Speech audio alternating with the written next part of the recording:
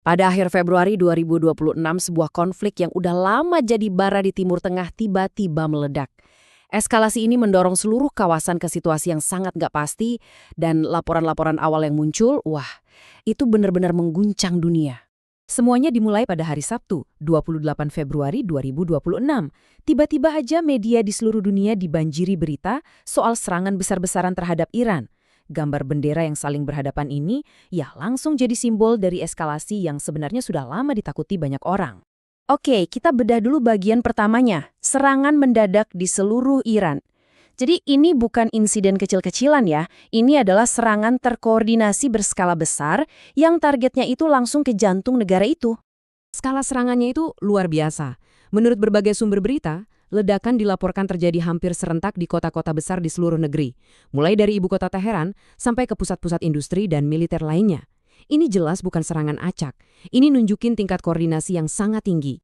Dan visual-visual seperti inilah yang langsung membanjiri layar kita di seluruh dunia. Gambar asap yang memubung tinggi di atas cakrawala kota bikin dampak serangan ini jadi terasa sangat nyata. Dan ya mengerikan bagi siapapun yang melihatnya. Selanjutnya, respons dari Iran. Tentu saja Iran gak tinggal diam kan? Reaksi mereka itu cepat dan tegas dengan dua langkah utama. Pertama, memperkuat pertahanan di dalam negeri. Dan kedua, melancarkan serangan balasan.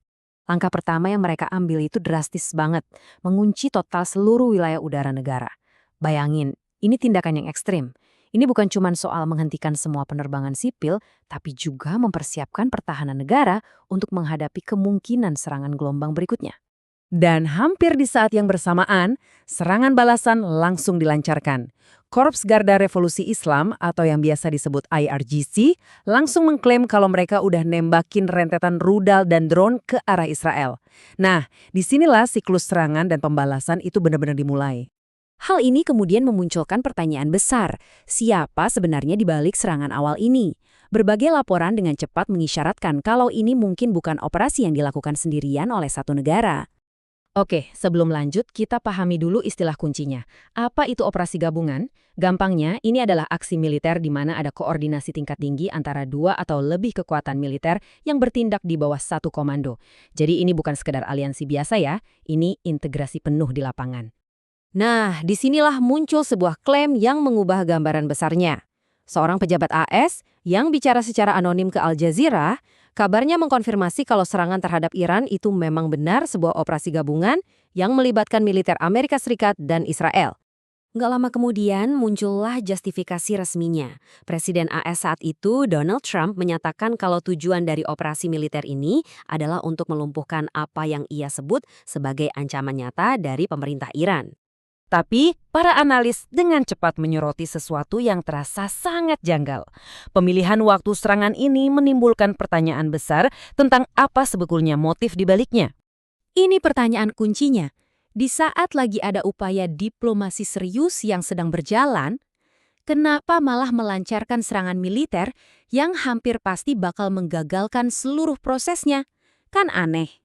Dan inilah poin paling krusialnya. Serangan itu terjadi tepat di tengah-tengah perundingan nuklir yang sangat penting antara Teheran dan Washington di Jenewa. Jadi, pemilihan waktunya ini rasanya ya sangat disengaja. Nah, ini membawa kita pada dua narasi yang saling bertolak belakang. Di satu sisi, ada pembenaran resmi dari AS tentang menghilangkan ancaman.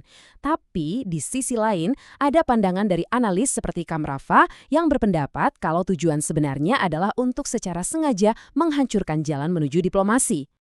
Oke, sekarang kita lihat dampaknya. Terlepas dari apapun motifnya, efek langsung dari siklus serangan dan balasan ini dengan cepat terasa di seluruh kawasan, menciptakan suasana ketegangan yang luar biasa. Situasi di lapangan langsung memanas. Di Israel, pemerintah mengumumkan keadaan darurat nasional. Sirene serangan udara meraung di mana-mana.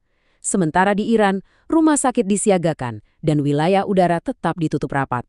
Seluruh kawasan seolah menahan napas, menunggu apa yang akan terjadi selanjutnya.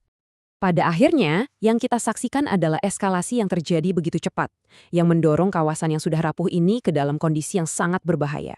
Setiap tindakan dibalas dengan tindakan lain, menciptakan sebuah spiral kekerasan yang sepertinya sulit banget untuk dihentikan. Dan ini membawa kita pada satu pertanyaan besar yang belum terjawab yang menggema di seluruh dunia. Dengan jalur diplomasi yang tampaknya hancur dan militer kedua belah pihak dalam siaga penuh, kemana semua ini akan berujung? Apa langkah selanjutnya?